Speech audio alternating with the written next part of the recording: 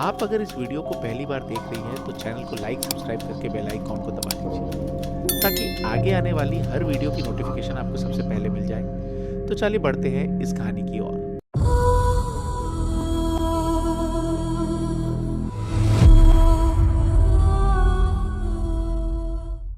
तो दोस्तों, ये कहानी है गांव देवगढ़ की। यहाँ पर एक पुरानी मान्यता थी कि जंगल के उस पार कोई नहीं जाता, खासकर रात के समय। गांव के बुजुर्ग कहते थे कि वहाँ यक्षिणी का वास है। वह एक अप्सरा के समान सुंदर स्त्री है, परंतु उसका असली रूप देखने वाला आज तक कोई जीवित नहीं है। राजन, जो शहर से पढ़ाई करके लौटा एक नौजवान था, वो गांव की इन बातों को सिर्फ अंधविश्वास मानता था। पर एक दिन जब उसने अपने दोस्तों से सुना कि जंगल के उस पार एक प्राचीन मंदिर है जिसमें सोने की मूर्ति छिपी है, तो उसकी लालसा बढ़ी और वह तुरंत वहां जाने को तैयार हो गया और अपने दोस्त विनोद से ये कहा, अगर डर ही लगता रहे तो जिंदगी कैसे जिएंगे। ये कहकर वो अपनी घर की ओर चल पड़ा और अगले दिन रात के अंधेरे में राजन अकेले लालटेन लेकर जंगल की ओर निकल पड़ा। रास्ते में झाड़ियों से आती फुसफुसाहटें और पेड़ों की सरसराहट उसे विचलित नहीं कर पाई, कारण उसके मन में कुछ पाने का जो लालसा था वह लगातार आगे बढ़ता जा रहा था। करीब आधा घंटा चलने के बाद उसे एक मीठी सी सुगंध आई, जैसे चंदन और केसर की। वह वहां रुक गया। तभी अचानक उसे किसी के कदमों की आहट सुनाई दी। ये सुनते जब उसने पीछे मुड़कर देखा तो उसने एक सुंदर युवती देखी जो सफेद साड़ी में खुले बालों के साथ पेड़ के नीचे खड़ी थी। तभी राजन ने पूछा, कौन हो तुम? वह औरत ये सुनकर मुस्कुराई और कहा, मैं इस जंगल की रक्षक हूँ, यक्षिणी। राजन ये बात सुनकर पहले हंसने लगा और कहने लगा, तो तुम वही यक्षिणी हो जिसका जिक्र गांव के बुजुर्ग करते हैं। तभी यक्षिणी ने हाँ में अपनी सिर हिलाया और धीमे गंभीर स्वर में कहा, लेकिन जो मुझे देख लेता है उसका घर लौटना बेहद मुश्किल हो जाती है।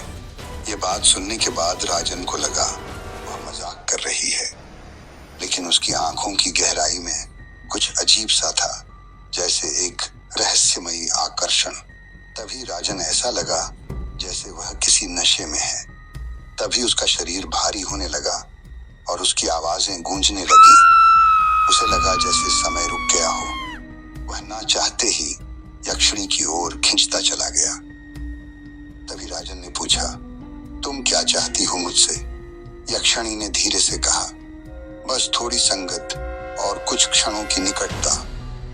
उसके बाद वह राजन का हाथ थामा और वह एक पल में राजन को एक खंडहर मंदिर के सामने खड़ा कर दिया।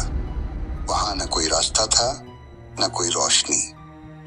ये देखकर राजन बहुत जोर से चिल्लाया और कहने लगा, ये कहां ले आई हो मुझे? यक्षिणी अब मुस्कुरा नहीं रही थी। उसका चेहरा बदलने लगा और उसकी सुंदरता के नीचे छिपा उसका असली विकराल रूप प्रकट होने लगा। उसकी आंखें जलने लगीं, दांत नुकीले हो गए और उसके बाल हवा में उड़ने लगे। यक्षिणी ने कहा, तुमने मुझे मजाक समझा ना? वह चिल्लाई। उसकी गूंजती हुई आवाज में बेहद दर्द था। यक्षिणी ने कहा, सदियों से पहले मैं एक तपस्विनी थी जिसने इस मंदिर में वर्षों साधना की थी, लेकिन एक राजा ने मेरी पवित्रता भंग कर दी और मेरी आत्मा को यहीं कैद कर दिया गया। अब मैं हर उस इंसान की आत्मा लेती हूँ जो मेरी सुंदरता से मोहित होकर यहाँ आता है। ये बात सुनने के बाद राजन डर से कांप रहा था और कहा, मुझे जाने दो, मैं ये बात नहीं जानता था। तभी यक्षिणी ने बोला, जानना या न जानना कोई मायने नहीं रखता। तुम्हारा समय आ गया है, तुम्हारी आत्मा अब इस मंदिर का हिस्सा बनेगी। यक्षिणी ने जैसे ही ये बोलकर अपना हाथ राजन की छाती की ओर बढ़ाया। तब मंदिर में एक तेज घंटी बज उठी और राजन के गले में एक छोटी सी ताबीज लटक रही थी जो उसकी दादी ने उसे दी थी, ये कहते हुए, ये ताबीज तुम्हें बुरी आत्माएं और शाय से दूर रखेंगी। जैसे ही मंदिर की घंटी बजी, ताबीज जोर से चमक उठी और यक्षिणी एक पल के लिए रुक गई। उसका चेहरा अब दर्द से करा रहा था। वह चीख पड़ी, नहीं, ये शक्ति ये मुझे बांध रही है। तभी राजन ने अपनी पूरी ताकत से ताबीज को यक्षिणी की ओर फेंका और एक तेज रोशनी फैली और यक्षिणी चीखती हुई हवा में विलीन हो गई। तब तक राजन बेहोश होकर जमीन पर गिर चुका था। अगले दिन सुबह गांव के कुछ लोग राजन को मंदिर के पास अचेत अवस्था में पाए।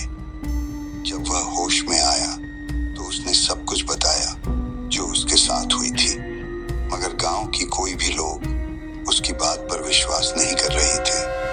लेकिन जंगल के उस पार आज भी हर रात वो चंदन और केसर की मीठी सुगंध आती है। कुछ लोग कहते हैं यक्षिणी मरी नहीं, बस कुछ समय के लिए शांत हो गई है, मगर वह अब भी अपने अगले शिकार का इंतजार कर रही है।